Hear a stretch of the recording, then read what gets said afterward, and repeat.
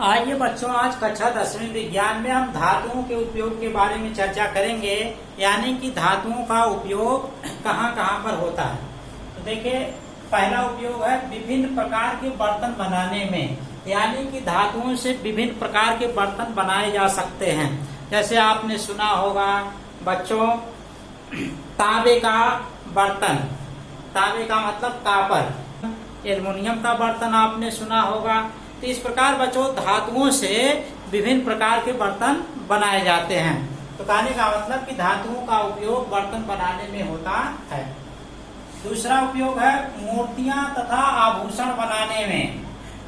देखिए बच्चों, इनसे यानी कि धातुओं से मूर्तियां और आभूषण बनाए जाते हैं। जैसे बच्चों आपने सुना होगा सोने की मूर्ति। तो सोना हमारा क्या है? धातु है, क्योंकि सोना इलेक्ट्रॉन त्यागने की प्रवृत्ति रखता है, इसलिए धातु। उसी तरह बच्चों आभूषण बनाने में भी होता है। उसी तरह बच्चों आभूषण बनाने में होता है।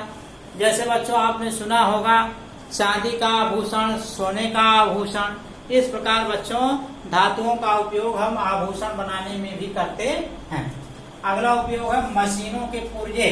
यानी कि जो मशीनों के छोटे छोटे बच्चों पुर्जे होते हैं, उनके बनाने में उपयोग होता है। बिजली के तार, जैसे बच्चों आपने सुना होगा कि बिजली के तार में एल्युमिनियम का तार, कापर का तार। तो एल्युमिनियम कापर हमारे क्या हैं? धातु है।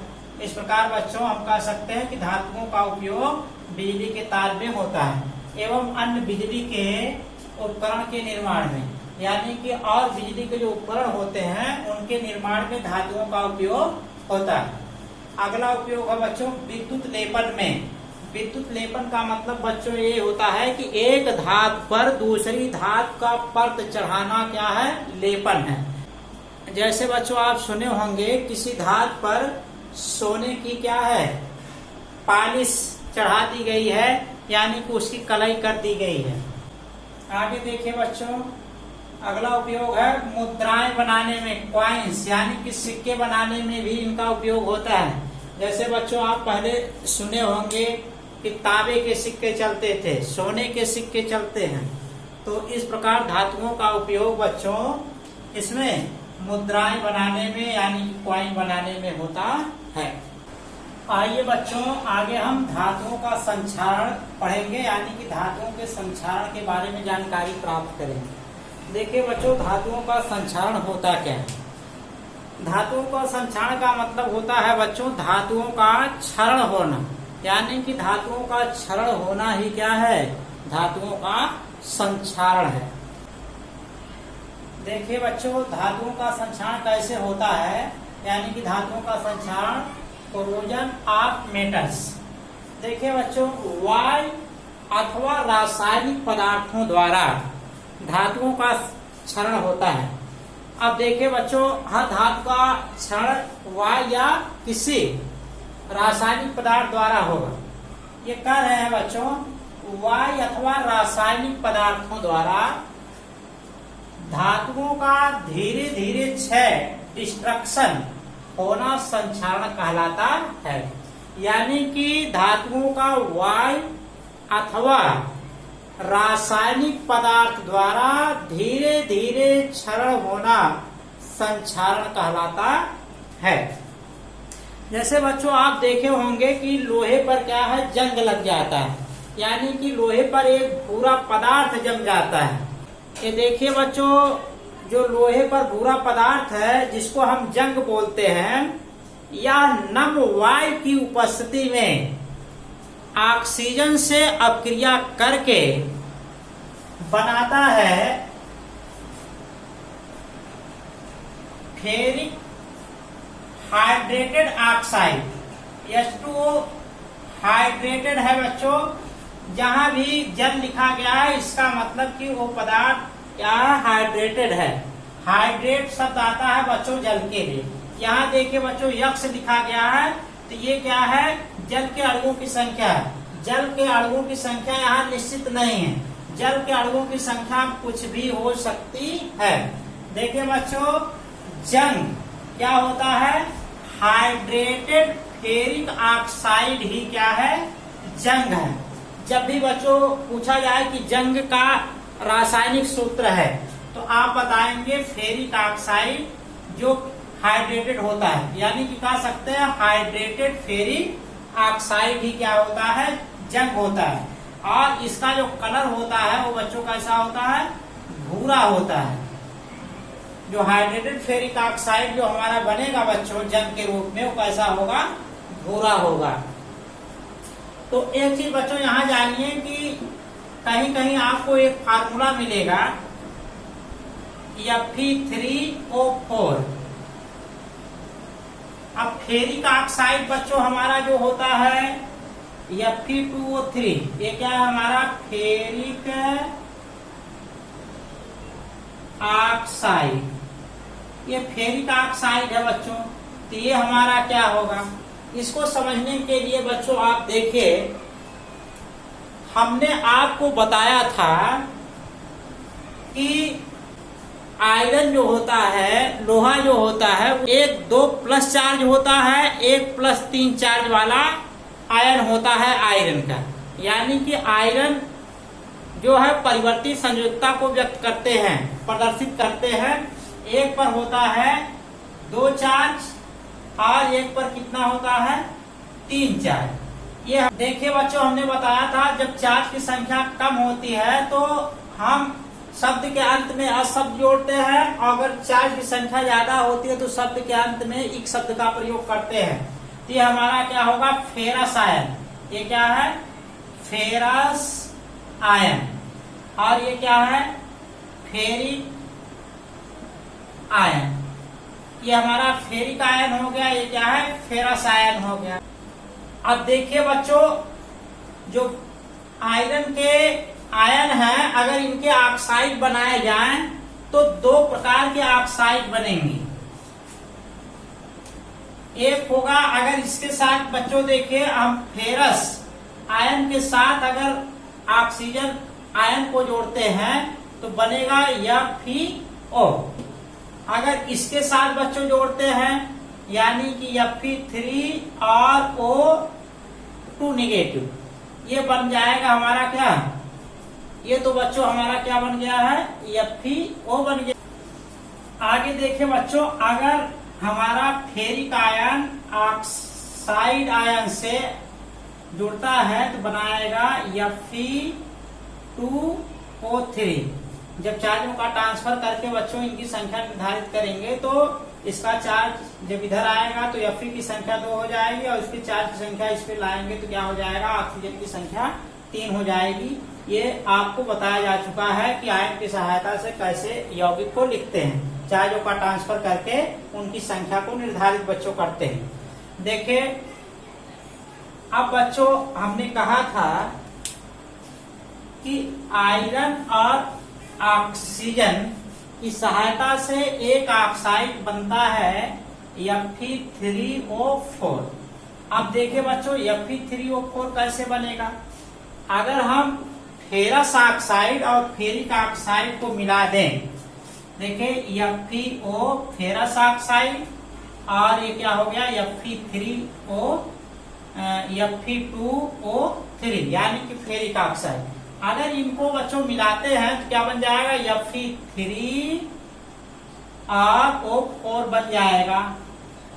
तो बच्चों ये जो बना कंपाउंड हमारा किसकी सहायता से बना, फेरस ऑक्साइड और फेरिक ऑक्साइड की सहायता, इसलिए इसका नाम पड़ेगा बच्चों फेरस फेरिक ऑक्साइड। क्या हो जाएगा, फेरस फेरिक ऑक्साइड। तो Fe3O4 क्या है, फेरस फेरिक ऑक्साइड, क्योंकि ये फेरस ऑक्साइड और फेरिक ऑक्साइड की सहायता से बना है। अब आगे देखिए बच्चों, कार्य लोहे की चादरों पर टिन, जिसका संकेत क्या है, Sn, या जिंक जडियन का वैद्युत लेपन करने से लोहे के चादर का संक्षारण नहीं होता है। यानी कि अगर लोहे को बच्चों जंग से बचाना है तो उस पे हम टिन या जिंक का लेपन कर दें तो उसका क्षरण नहीं होगा, यानी कि उस पे जंग नहीं लगेगा। तो हम इन दोनों की सहायता से, टिन और जिंक की सहायता से क्या है, लोहे की चादर का संक्षारण रोक सकते हैं। तो बच्चों हमने बताया था वैद्युत लेपन क्या होता है कि एक धातु का दूसरी धातु पर परत चढ़ाना वैद्युत लेपन होता है। तो इनकी सहायता से बच्चों हम क्या है, लोहे की चादर के संक्षारण को रोक सकते हैं। और देखिए बच्चों आगे, कभी कभी संक्षारण जो होता है लाभदायक भी होता है। जैसे बच्चों एल्युमिनियम जो होता है, एल्युमिनियम जो धातु है, अगर ये ऑक्सीजन से क्रिया करे तो बच्चों एल्युमिनियम पर कितना चार्ज होता है, 3 पॉजिटिव चार्ज और ऑक्सीजन पर 2 निगेटिव चार्ज। इनकी सहायता से क्या बन जाएगा, Al2O3। इसको बोलेंगे एल्युमिनियम ऑक्साइड। ये क्या है हमारा, एल्युमिनियम ऑक्साइड। क्या है, एल्युमिनियम ऑक्साइड। तो ये बच्चों बनेगा हमारा Al2O3 बन जाएगा। तो अब यहाँ से हम इनको संतुलित भी कर सकते हैं बच्चों। देखिए यहाँ ऑक्सीजन की संख्या 3 है और यहाँ 2 है। अगर एल्युमिनियम की संख्या बच्चों यहाँ 2 लिखते हैं तो 2 एल्युमिनियम लिखेंगे यहाँ पे, तो एल्युमिनियम की संख्या बराबर हो जाएगी, लेकिन ऑक्सीजन की संख्या बराबर नहीं होगी। तो इसलिए बच्चों ऑक्सीजन की संख्या इधर 2 से गुणा करके 6 करेंगे, इधर 3 से गुणा करके कितना करेंगे, 6 करेंगे। उस कंडीशन में देखेंगे कि एल्युमिनियम की संख्या कितनी हो रही है, तब समीकरण हमारा संतुलित होगा। क्योंकि अगर पहले से एल्युमिनियम की संख्या निर्धारित कर देंगे तो ऑक्सीजन असंतुलित है, तो लेकिन ऑक्सीजन असंतुलित है तो इसको संतुलित करने में फिर हमें यहाँ एक संख्या लिखना पड़ेगा, तो एल्युमिनियम की संख्या फिर बदल जाए। इसलिए पहले ऑक्सीजन की संख्या संतुलित करें। अगर यहाँ 2 से गुणा कर दे तो 6 हो जाएगा। अगर यहाँ बच्चों 3 से गुणा कर दे तो ये 6 ऑक्सीजन हो। अब इस कंडीशन में देख रहे हैं एल्युमिनियम की संख्या 4 है, तो यहाँ 4 से गुणा कर दे तो एल्युमिनियम की संख्या बराबर हो। अब बच्चों जो एल्युमिनियम ऑक्साइड होता है ये क्षरण को रोकता है। ये एल्युमिनियम पर क्या है, एल्युमिनियम ऑक्साइड का एक परत बना लेता है। तो ये परत क्या है, आगे होने वाले संक्षारण को रोकता है। एल्युमिनियम ऑक्साइड एक कठोर क्या है, एल्युमिनियम के ऊपर परत के रूप में जम जाता है। तो जब एल्युमिनियम के ऊपर बच्चों परत के रूप में ये जम जाएगा तो फिर ऑक्सीजन से क्रिया नहीं करेगा, तो फिर एल्युमिनियम का संक्षारण नहीं होगा। तो इस प्रकार बच्चों एल्युमिनियम का संक्षारण एल्युमिनियम ऑक्साइड के परत की वजह से नहीं होता है। तो कहने का मतलब कि संक्षारण कभी कभी लाभदायक भी होता है। तो बच्चों कभी कभी प्रतियोगी परीक्षा में पूछा जाता है कि एल्युमिनियम का संक्षारण किसकी परत की वजह से नहीं होता है, तो आपका उत्तर होगा एल्युमिनियम ऑक्साइड की परत की वजह से एल्युमिनियम का संक्षारण नहीं होता है। यहाँ बच्चों हम लिख दे रहे हैं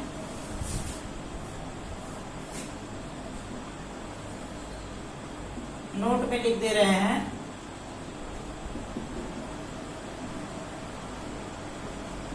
एल्युमिनियम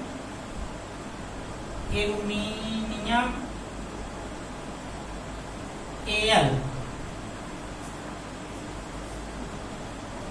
ऑक्सीजन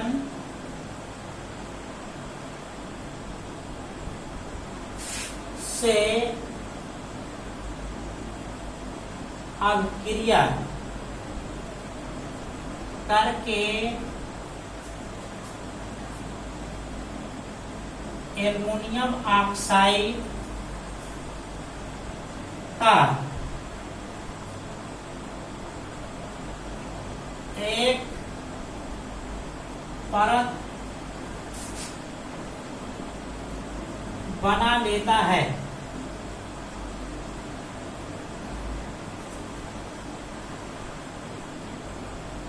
जिसके कारण आगे होने वाली संक्षारण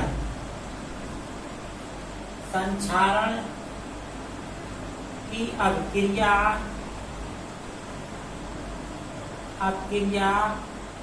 रुक जाती है। रुक जाती है। तो इस प्रकार बच्चों हम कह सकते हैं कि एल्युमिनियम ऑक्सीजन से अपक्रिया करके क्या है, एल्युमिनियम ऑक्साइड का, यहाँ बच्चों थोड़ा सा सुधार कर लें कि एल्युमिनियम ऑक्साइड का अपने ऊपर, यानी कि उसके ऊपर परत बनेगा, एल्युमिनियम ऑक्साइड का अपने ऊपर एक परत बना लेता है, जिसके कारण आगे होने वाली संक्षारण की अक्रिया रुक जाती है। तो एल्युमिनियम ऑक्साइड की जो उसके ऊपर परत होगी तो आगे एल्युमिनियम का क्षरण नहीं होगा, इसलिए बच्चों एल्युमिनियम का क्षरण नहीं होता है। लेकिन बच्चों अगर हम आयरन को नम वायु में रख दें तो नम वायु, नम का मतलब बच्चों उसमें जल की मात्रा होती है वायु में, इसलिए वायु क्या होता है, नम होता है। जैसे हम कहें नम वायु, इसका मतलब कि उस वायु में जल के अणु मौजूद हैं, इसलिए वायु क्या है, नम है। तो अगर नम वायु में आयरन रखा गया है तो उसके ऊपर क्या है, फेरिक ऑक्साइड, जो हाइड्रेटेड फेरिक ऑक्साइड होता है, एक परत के रूप में जम जाएगा। तो हमने अभी बताया था कि जो फेरिक ऑक्साइड है वो कैसा है, हाइड्रेटेड है, यानी कि हाइड्रेटेड फेरिक ऑक्साइड क्या है, जंग के रूप में उसके ऊपर जम जाएगा। यही बच्चों देखे जो हाइड्रेटेड फेरिक ऑक्साइड है, यही क्या है, जंग है, जिसका कलर कैसा होता है, भूरा होता है, यानी कि यही क्या है, हमारे आयरन को, लोहे को क्षरण करता है। ठीक है बच्चों, अगले टॉपिक को हम अगले वीडियो के लेक्चर में चर्चा करेंगे।